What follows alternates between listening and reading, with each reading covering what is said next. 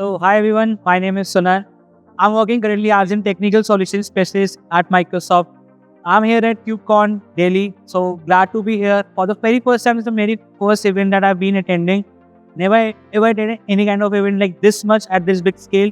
So, thank you so much, like KubeCon Cloud Native CNCF, for bringing this up in New Delhi for the very first time. And I'm happy to meet every folk in the industry, learning from them and sharing their thoughts, sharing my thoughts. So, yes.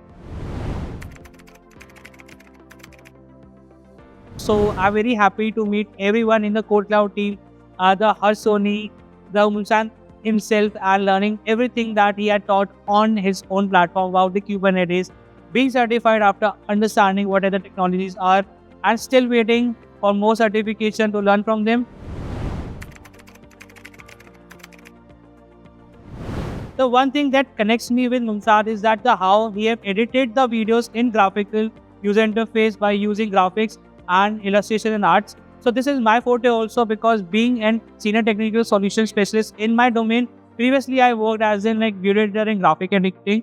So in my channel, I brought that taste of mine and showcase my learning in form of that thing and combine them in one thing.